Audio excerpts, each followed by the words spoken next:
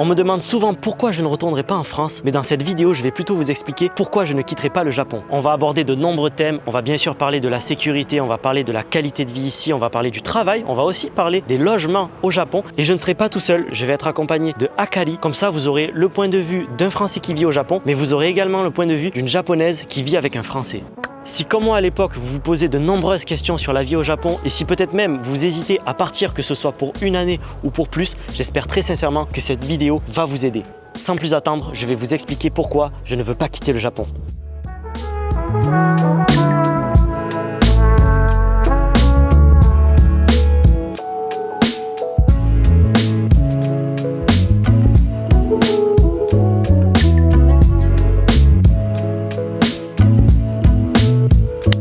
Mais avant de démarrer cette vidéo, je souhaite quand même vous faire un gros disclaimer. Je reste français, j'adore la France et j'adore aussi le Japon. Donc je ne vais pas dire la France est nulle, le Japon c'est parfait ou l'inverse. Je vais vraiment me baser sur mon avis d'une personne qui est française et qui a décidé de vivre au Japon. Donc c'est pas pour rien.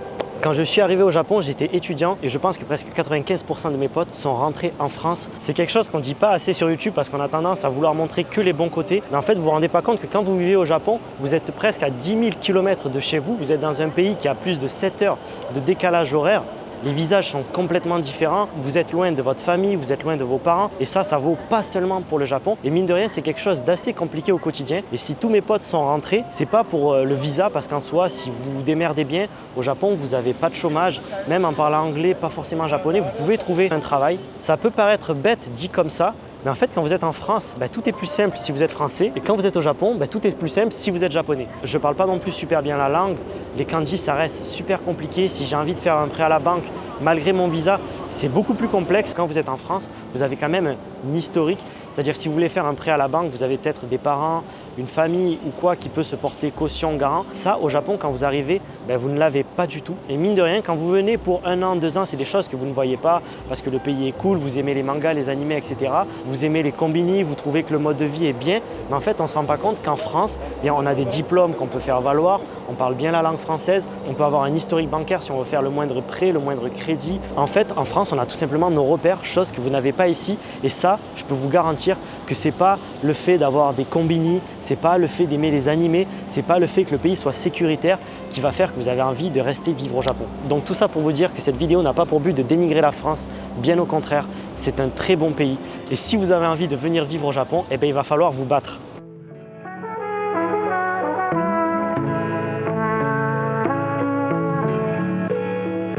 Je suis très fier de vous annoncer que la première sponsor sur cette chaîne est en partenariat avec Ubigi.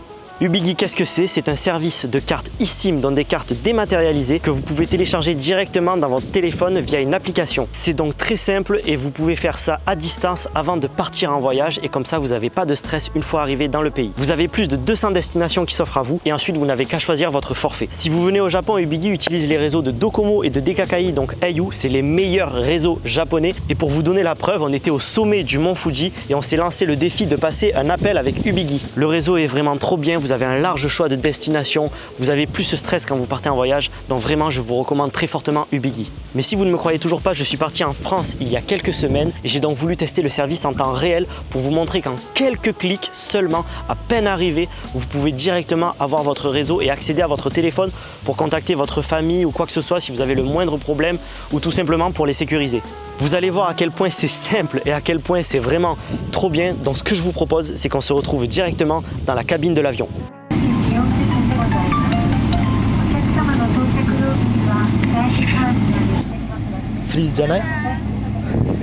Vous avez vu à quel point Ubigi c'est trop pratique, ça se fait en quelques clics. J'étais encore sur le tarmac de l'aéroport que j'ai pu téléphoner à ma copine qui elle était au Japon alors que moi je venais d'arriver en France. Donc si vraiment vous aussi vous êtes intéressé par le service que je vous recommande, vous avez 10% de réduction avec le code LEO.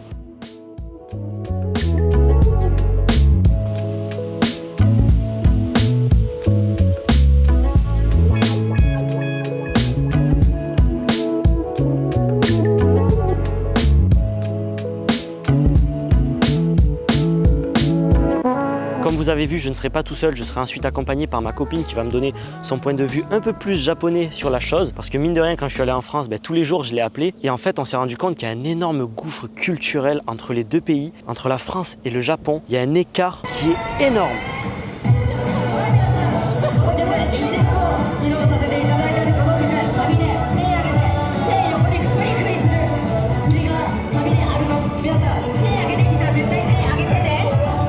peut-être vous paraître un peu bête ce que je vais vous dire, mais j'ai l'impression que ce qui est simple en France est compliqué au Japon. Mais à l'inverse, ce qui peut être compliqué en France peut être très simple au Japon. Et là, normalement, je vous ai perdu. Comme vous l'avez sûrement vu sur YouTube ou ailleurs, au Japon, on entend souvent que les relations sociales sont complexes, que les relations familiales également le sont. Et quand je dis que les choses qui peuvent être simples en France et considérées comme acquises, comme la famille, comme se marier, divorcer, avoir des amis, peu importe, eh bien j'ai l'impression qu'ici c'est un peu plus compliqué qu'en France. Et attention, c'est une généralité, donc tout le monde n'est pas comme ça au Japon, et encore heureux que ce ne soit pas le cas. J'ai l'impression qu'en France, il y a vraiment une sorte de pression sociale sur la réussite, sur la non-réussite, sur ce que tu veux faire plus tard, et qu'il y a ce poids qui pèse un peu sur tout le monde dès les années lycée quand vous devez choisir ce que vous voulez faire plus tard ou ne pas faire. Et j'ai l'impression aussi qu'il y a énormément de jugement de ce côté-là. Là où au Japon, pour moi, les choses paraissent beaucoup plus simple. Mais par exemple ici le goal life, ça va être de se marier, d'avoir une famille et d'avoir un bon travail en tant que salarié qui permette de subvenir tout simplement aux besoins de sa famille. Le reste, ça va vous apporter du plus, ça sera du positif. Là où en France, on est parti un peu trop comme ça et on se dit à chaque fois, bah tiens, j'aimerais avoir plus, j'aimerais avoir ci, j'aimerais avoir ça, mais on favorise beaucoup plus l'entrepreneuriat, le développement de soi, etc. Et attention, ne me faites pas dire ce que j'ai pas dit. Bien sûr qu'au Japon, dans le mode de vie salarial, il y a énormément de pression. Vous voyez les salariés qui travaillent jusqu'à pas d'heure, qui font des heures supplémentaires, etc., qui rentrent tard, qui vont à l'izakaya et qui ne mangent pas avec leur famille, etc. Donc il y a énormément de côtés négatifs également au Japon de ce côté-là. Donc c'est pour ça qu'il faut toujours peser le pour et le contre. D'ailleurs, il n'y a pas que ça. Il y a aussi tous les petits services du quotidien ici au Japon que vous connaissez peut-être déjà, mais qui sont tellement agréables et qui vous manquent tellement quand vous ne les avez plus. Vous connaissez ce classique, on s'habitue au luxe. Mais on va en parler de la qualité de vie ici au Japon. Mais comme il commence à faire très chaud, on va juste changer de lieu.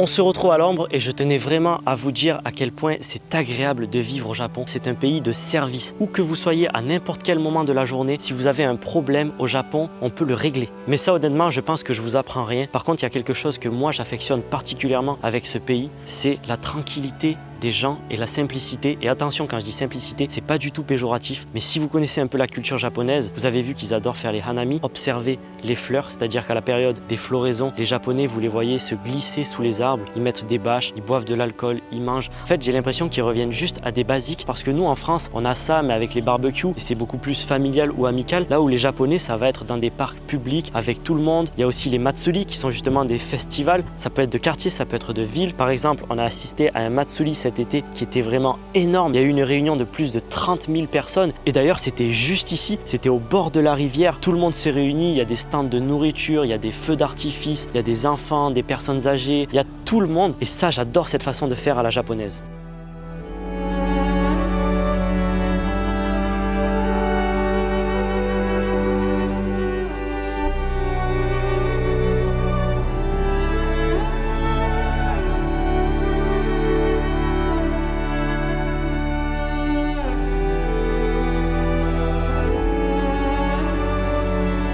Mais après, des exemples comme ça, je pourrais vous en donner des tonnes. Comme vous allez voir plus loin dans la vidéo, les Japonais, ils se contentent de peu. Ils se mettent juste devant un bel endroit, ils observent la vue et ils sont émerveillés. Ils se mettent devant des trains et ils les regardent passer pendant parfois des heures. Je ne sais pas si c'est moi qui suis fou, mais à chaque fois que je vois ce genre de scène, j'ai les émotions qui montent et je me dis, c'est quand même très beau le Japon et c'est un pays très poétique. Mais bref, on a parlé de la qualité de vie ici, mais ce que je vous propose, c'est qu'on passe à quelque chose de un peu plus croustillant. Et pour ça, je vais inviter ma copine et on va changer complètement d'ambiance. On va aller dans un endroit que j'adore et que je vous recommande si vous allez à Tokyo parce que c'est assez sous-coté. C'est le quartier d'Ikebukuro. Donc on se retrouve en pleine ville pour vous parler de la sécurité au Japon.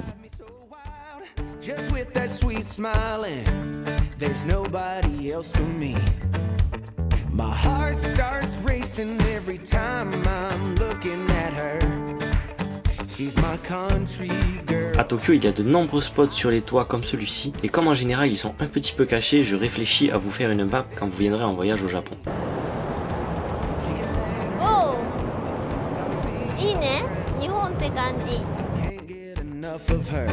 et comme il fait très chaud, on a acheté quelques boissons au distributeur et on s'est amusé à faire un concours de modeling. D'ailleurs, dites-nous dans les commentaires lequel de nous deux vous avez préféré.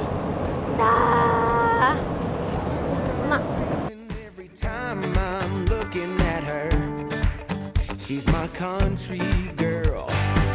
I couldn't tell you what she's doing to me. She's so damn out of my league. She's a little bit crazy on the weekends, dancing in her red dress, and I love the way she looks in my eyes. And I'm feeling like midnight's getting closer, and I just wanna hold her in my arms till the sun comes up. She's a little bit country.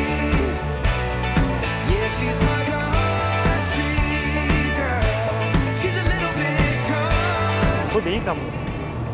あかり天才。ポジュダラララリラリラ。タンタタタラタタタ。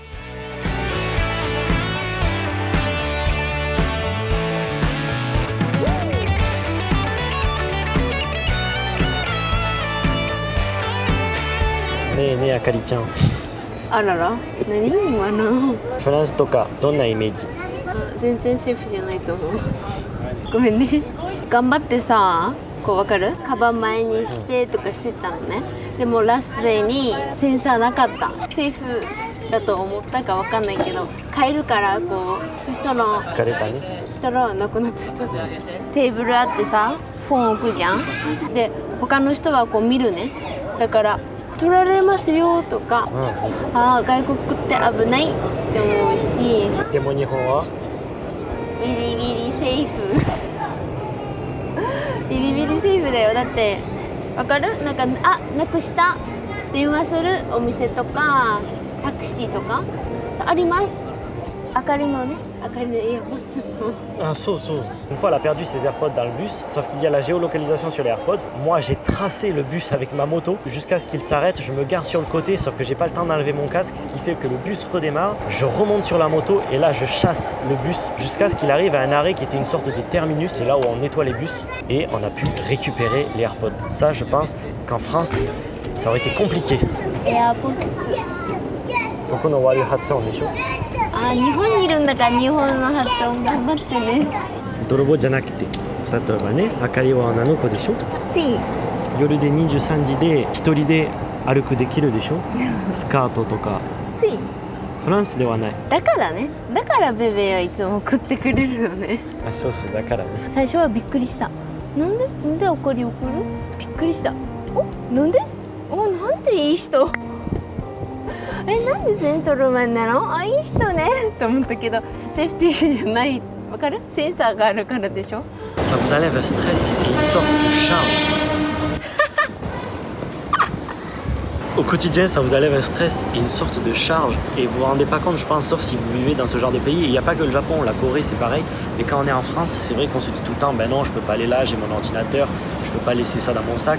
Vous laissez par exemple votre ordinateur à la vue dans la voiture, il y a des chances que la vitre se fasse casser, que quand vous reveniez, il n'y ait plus votre ordinateur, chose qui n'arrivera pas au Japon. Le soir, on a décidé de faire une des activités tokyoïtes les plus basiques, c'est-à-dire qu'on est parti manger un ramen, et en général ça se présente toujours de la même manière, c'est assez à l'ancienne, vous rentrez des billets, vous ne pouvez pas payer par carte, en général il y a le ramen principal, et ensuite vous pouvez ajouter des petits toppings.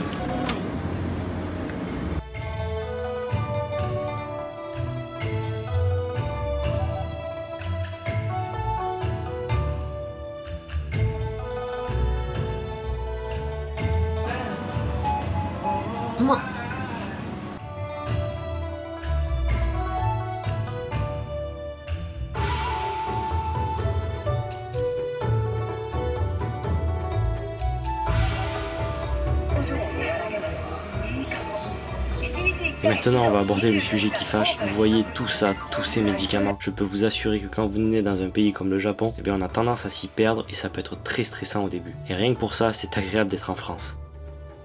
Et bien sûr, je ne pouvais pas vous faire une vidéo sur le Japon sans parler des toilettes.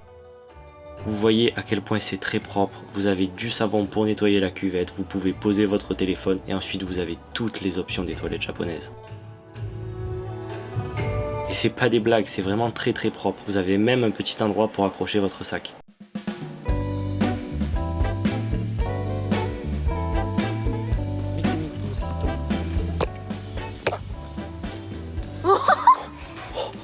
Il est 21h du soir et je me trouve devant un des supermarchés les plus connus de Tokyo. Alors je sais pas si c'est une chaîne qu'on retrouve dans tout le Japon. Nene Sumito wa Tokyo dake? Nihon? Demoal? わかんないけど、サミットはみんな知ってると思う。 En tout cas, c'est une enseigne de supermarché qui est très populaire. Donc si quand vous venez en voyage au Japon, vous avez envie de voir un peu à quoi ça ressemble un supermarché japonais, je vous conseille cette enseigne parce qu'elle est plutôt qualitative. Mais vous allez voir qu'on peut quand même cuisiner européen. Là, pour le coup, on va cuisiner des pâtes, donc on va cuisiner italien. Mais bien sûr, la majorité des aliments sont japonais. Je ne vais pas rentrer dans les détails car je vais vous faire une vidéo spéciale sur les supermarchés au Japon. Cependant, sachez qu'en général, les prix sont globalement identiques à la France. C'est-à-dire que vous avez certains produits qui seront plus chers, mais à l'inverse, vous avez d'autres produits qui sont moins chers. Et sur la moyenne, on est à peu près pareil. カルボナーラは卵とパルミジャーノとブラックペッパーだけでしょ。クリームはカルボナーラじゃないよ。でもフランス人クリーム入れる。それはクリームパスタでしょ。パスタパスタ。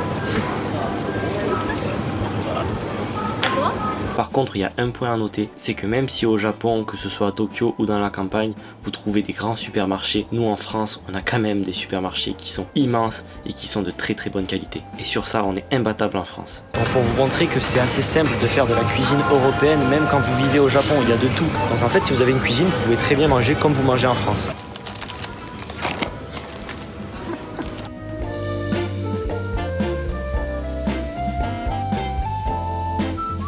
Par contre, gros point fort pour le Japon, c'est le rayon des thés. Vous avez une variété qui est énorme. Même moi, en 3 ans, j'ai pas encore fait le tour.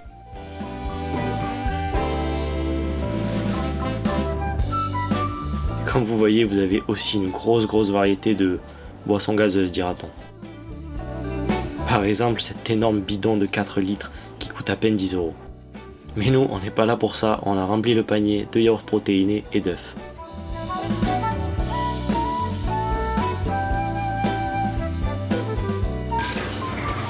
On passe à la caisse, il y a beaucoup d'endroits automatiques au Japon et comme vous voyez sur le côté vous avez des petites tables dans lesquelles vous pouvez prendre le soin de bien ranger dans vos sacs. Ces tables sont vraiment très pratiques. C'est déjà la fin de cette vidéo, je n'ai pas eu le temps d'aborder les transports ni les logements. Ce sont des sujets tellement importants que je vous prépare une vidéo sur chacun d'eux. Alors restez bien connectés, n'hésitez pas à cliquer sur le bouton j'aime, à vous abonner et à lâcher un petit commentaire, ça me soutient beaucoup. Sur ce, nous, on se fait des bisous, on se dit bye bye et à la semaine prochaine.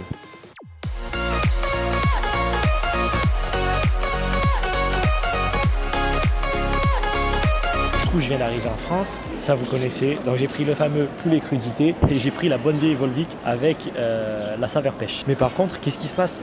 10 balles, 9,99, c'est pas ma seule remarque. Qu'est-ce que vous m'avez fait là? Qu'est-ce que c'est ça? C'est pas pratique. Ça les gars, c'est non, ça c'est non, ça c'est non, ça c'est non. Mais bref, on n'est pas là pour ça, on vient d'arriver au pays, ça fait quand même plaisir, on peut se faire comprendre. Oh là là. Bon allez, on va se remettre à travailler et nous on se retrouve dans le sud parce que c'est le meilleur coin de France. Je le connais, je le connais.